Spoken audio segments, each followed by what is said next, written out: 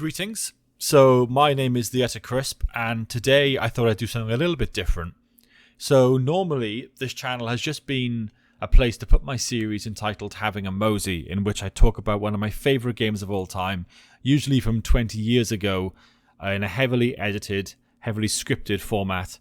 So I thought, why not try something a bit new and do a first impression series instead, because I do also play a lot of new games. I'm not entirely stuck in the past.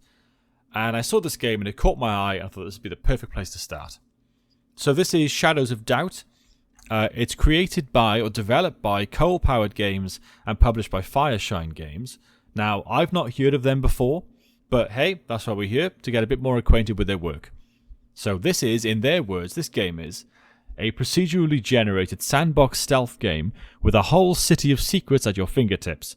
And it seems very much to be a kind of marriage of Deus Ex, Dishonored, Cyberpunk, and Blade Runner. If you like any or all of those things, you're in luck, because I think this game, so far from what I've seen, marries a lot of that together very well. So before we jump in, we'll have a quick look at the options. Oh, this is an early access title as well, so you have like a bug report menu here. It's very, very nifty, and I haven't had to use it myself yet, but it's cool that it's there. So we've got a few different options here. Graphics, of course, is the big one. You've got your resolution, display mode. VSync I have on. I will say though, I'm still seeing screen tearing. I'm not entirely sure if I'm missing something or it's just a quirk of the new game, but that is something to bear in mind if that's the kind of thing that bothers you. Otherwise, anti-aliasing, that's fine. I'm not entirely sure what dithering is. I've got it off for now.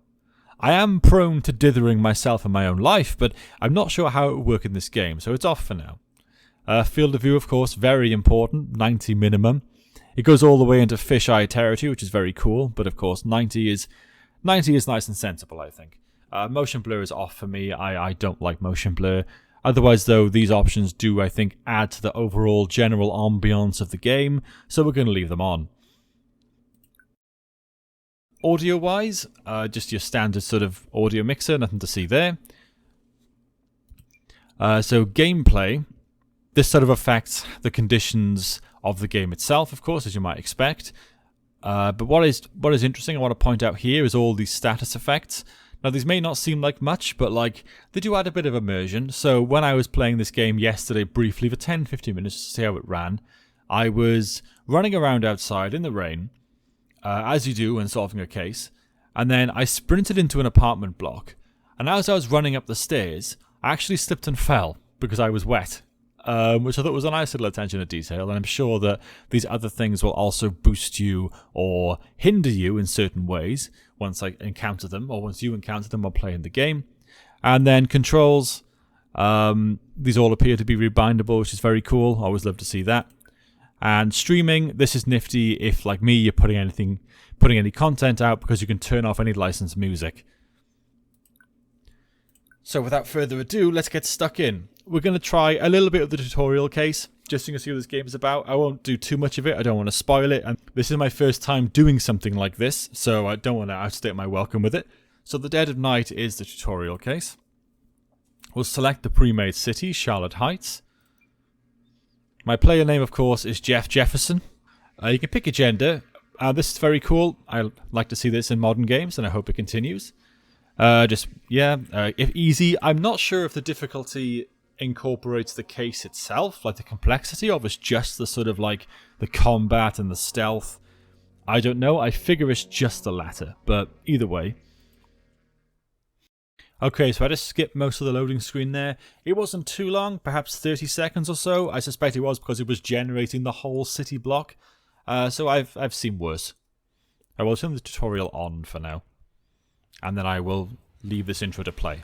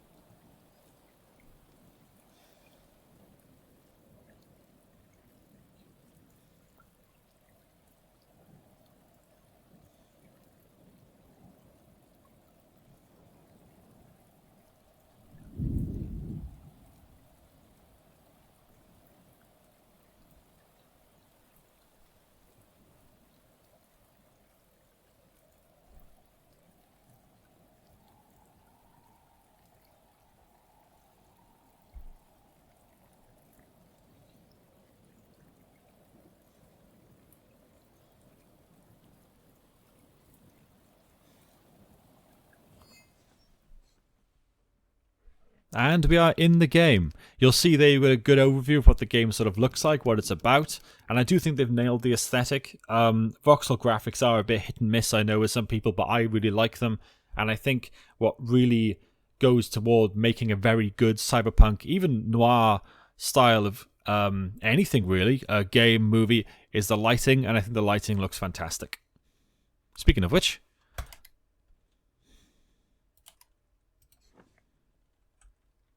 So there's a lot of interactivity in this game, and like I've been playing Dishonored at the same time as this, just for the purposes of my next video. And honestly, I feel right at home with these controls. You have your crouch, you have your sprint, you have your jump, you got your jumps.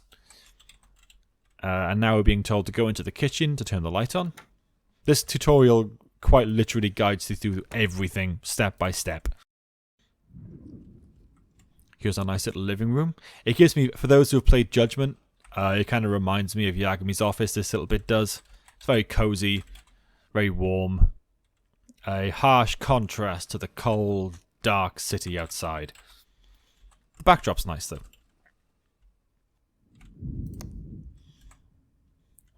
Take a battery. Right, so there is lockpicking in this game. And you find lockpicks like this, the paperclip, or there's also hairpins. It's very passive, as you'll see now when you actually go to pick a lock. It's not like Skyrim where there's an actual minigame, but I'll show you that in just a moment. And the phone is ringing. Oh, and there's a hairpin as well. So if we answer the phone, you'll note the lack of voiceover. I'm not sure if that's a choice or like it's going to come in later, but either way, this is the way the game is at the moment. Also, you might be able to see there the screen tearing. It's a bit unpleasant. I'm not sure if it's actually... I'm not sure if that's from the VSync or one of the other settings, but either way, it's a bit unpleasant.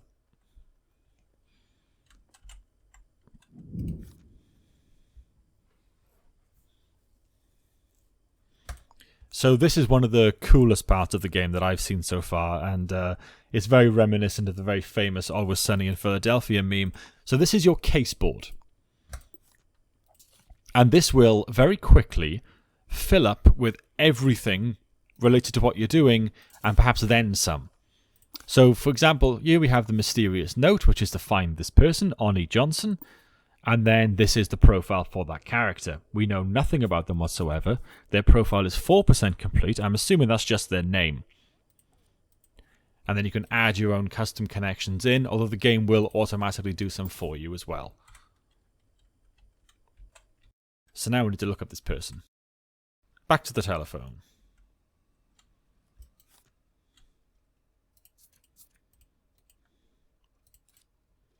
There's a lot of names here, like a lot of names, and I assume these are actually all people you can find wandering around the city, which is very cool. This game appears to be very big. Anyway, here we are.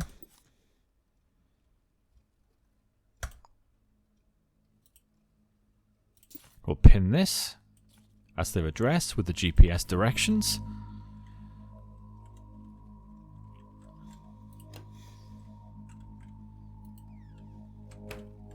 Turn this light on. No, it wants me to look that up again.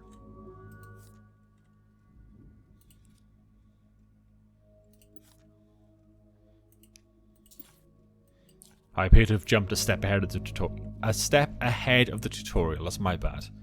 But first of all, before we leave, we need our stuff.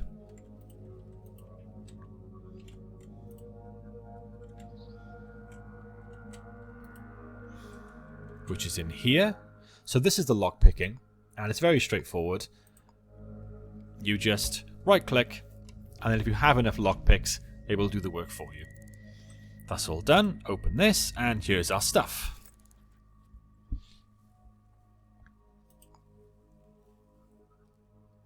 Feel free to pause on these tutorial boxes. I apologize if I'm going through too fast.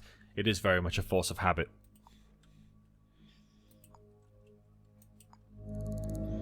So yes, here is our inventory screen. I'm currently equipping nothing. I have a battery and handcuffs should I want to make an arrest when I find the perp.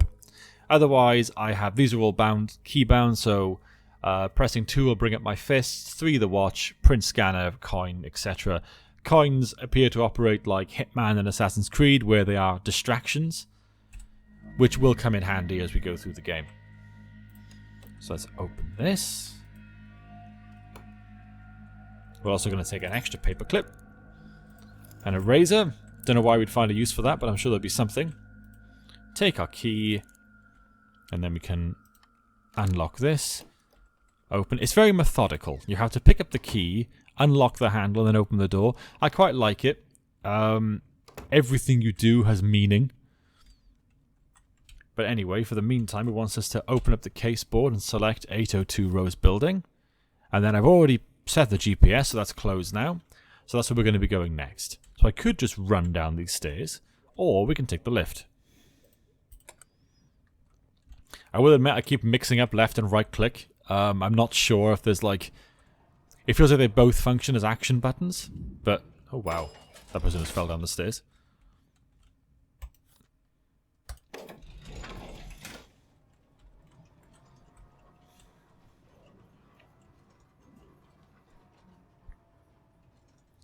Not even a hint of elevator music. I will say that what music I've heard in this game is fantastic. I have had to turn off the licensing stuff. So I'm not sure if that's why there's so many gaps in the audio. But what I've heard has been very good. But, you know, got to bemoan the lack of good elevator music in there. Well, so here's the city street. It looks very cool, I think. Although it does sort of hit performance a little bit. I'm hoping this will be optimized further going forward. But it's still very playable, though a bit sticky. Just so you know, I am running this on a NVIDIA GTX 3060 Ti. Usually does the job.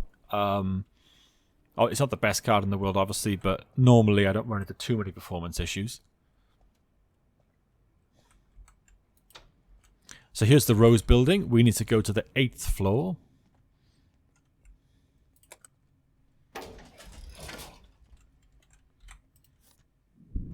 So up we go.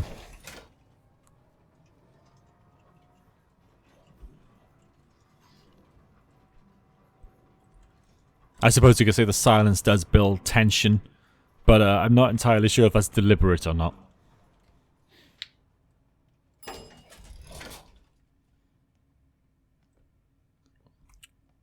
Right, so here is the apartment of Oni Johnson. So I'll give it a knock. And at this point, clearly that hasn't worked, as the game's telling us how to break and enter. Because this game is very much not your Phoenix Wright, where you can just turn up at the location and be given complete access to the crime scene. In this, you actually have to bend the law a little. Or a lot.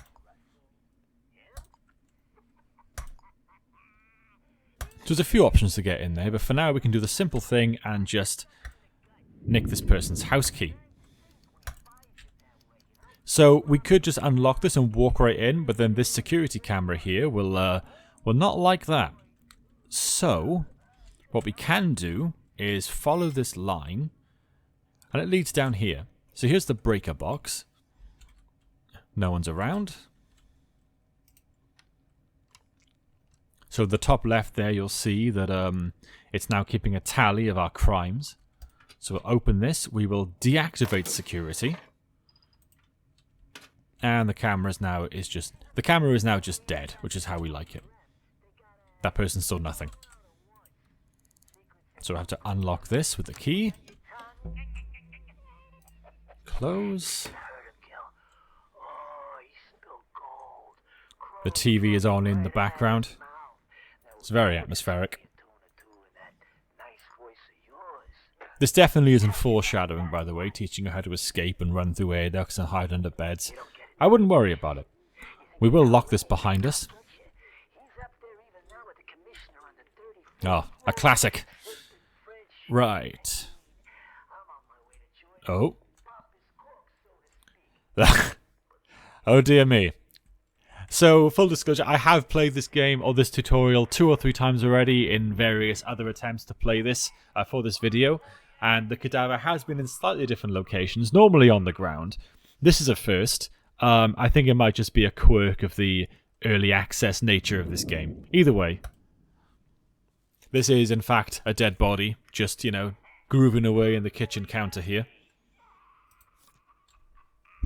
So we'll pin this here. We've got their fingerprint. They're a type A.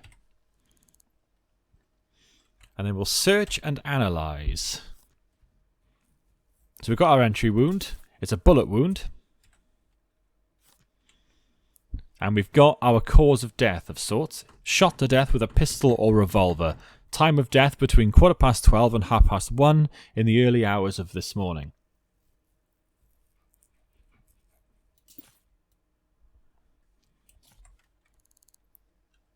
And so now we need to ID the body. And thankfully, their work ID is right here. So this is this person, Oni Johnson, who we were told to look for. They are in fact dead. We'll sticky that as well, their place of work. So now we need to look around for... The game is suggesting we look for vents for a potential quick exit. So that's this here. That's our potential escape route, should we need it. Now we need to split up with ourselves and look for clues. So as mentioned before, one of our stuffs is a fingerprint scanner. And we're going to find a use for that very shortly.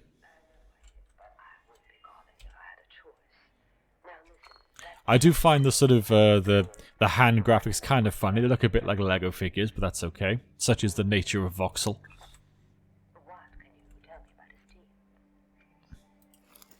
Got ourselves a code breaker. I'm not sure how relevant that will be, but better to have it than not, I'm sure.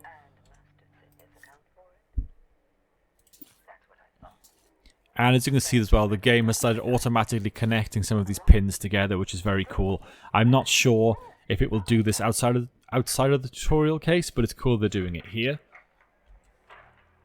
Let's close this, and then we'll scan the fingerprint, which is here, I believe.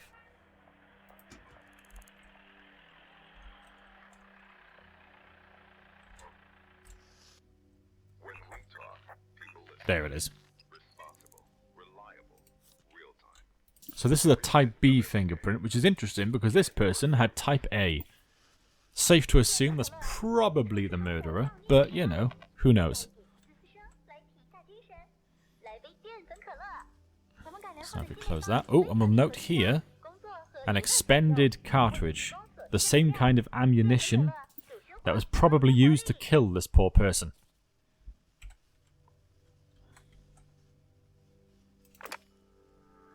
So now we're going to dial what appears to be the voicemail number.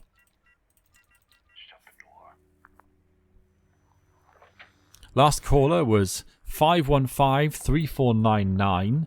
Not that long before the murder actually happened, like an hour or so, if that.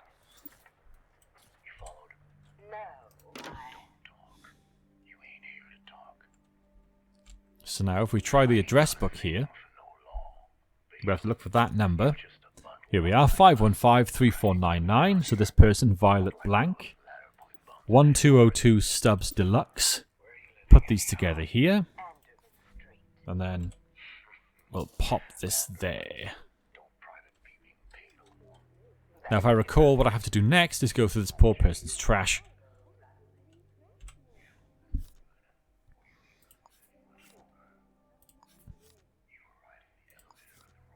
Not a whole lot of consequence here. A lot of dirty napkins and crushed cans of cola. Here's a receipt. So this is from actually shortly before the murder happened, from a convenience store presumably, or a kitchen. Just 2 to 3 hours before. Whoops. Okay. I think at this point it might be time to make a quick getaway. You know things are about to go down when the game starts giving you tutorials on combat. It does look a little bit wobbly, the fisticuffs, but I do get the impression you're kind of meant to, you know, avoid combat if at all possible. So we'll make a note of that. Right. We have some intruders. Whoops-a-daisy. I've just been playing Dishonored, and F is the interact key, whereas in this it's the case file key, so you'll have to please forgive my insistence on continually opening the case file accidentally. Anyway, here's our escape. In the true spirit of Die Hard, let's take the vent.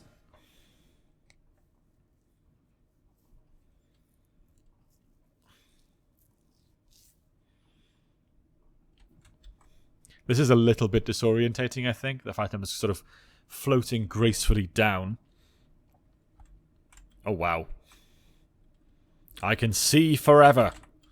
Anyway.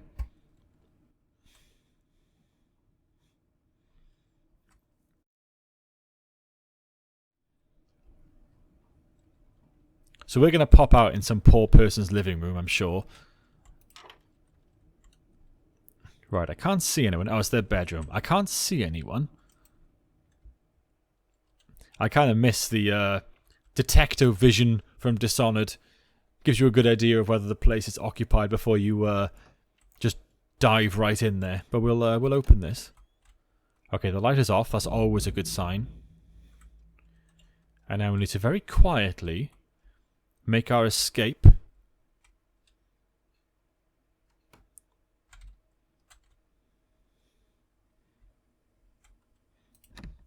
Okay, let's pick this lock quickly before anyone shows up. As you can see, we are racking up our ill deeds in the top left there. So let's try and get out before... You saw nothing. You saw absolutely... Yeah, so I carry on. Lovely. Right. Let's take the lift.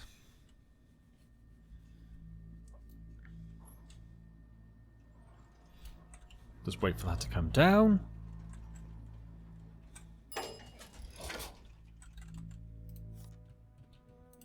Down to the ground floor.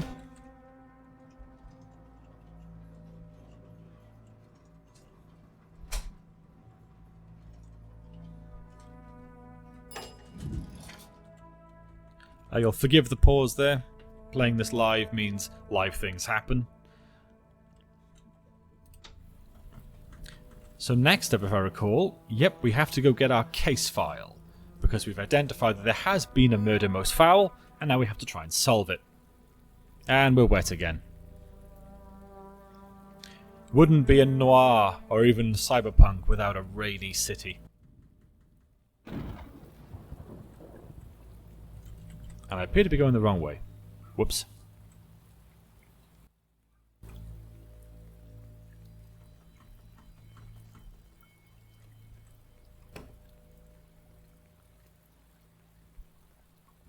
So here we have City Hall.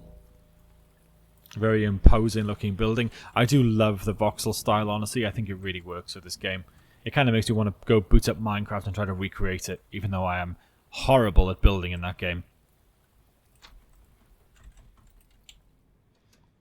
And here's our murder case resolution form. Boom. And it's even named the case The Dead of Night. So now, if we open up this again, there's the Resolve button, and if anyone's played Phasmophobia, this might look quite familiar, where at the end of that you have to deduce what ghost is currently haunting the venue.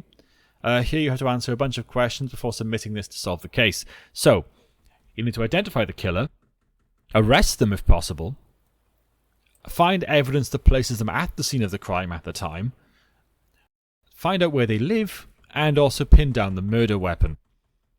The only actual objective we need to do is the full name of the killer. I mean, this violet blank is an early suspect, but of course, it is early days yet. So at this point, the game is going to give you several different leads, which should pop up in just a moment. Here we go. Right, so because this is a tutorial, the game's going to sort of hand walk you through these places you can go. You can investigate the phone calls, you can investigate the diner where this person had their last meal, or you can investigate the place of work. I'm actually going to leave this here now, because I don't want to spoil it for you, and I kind of want to play this myself. And I have tried to record further, and I keep getting myself killed. So you don't want to see that, because I don't want to see that. So this is it. This is Shadows of Doubt. I think it shows great promise. It looks very fun, especially if you do like your sort of your Deus Ex, your Dishonored, or even your Cyberpunk. It's currently available on Steam for $15.99 or your regional equivalent. I'd thoroughly recommend having a look. So thank you very much for watching, and let me know what you thought of this. I would like to try more of this kind of format, but obviously I'm very new to it, so I will take any feedback on board. Anyway, thank you very much again, and I will see you next time.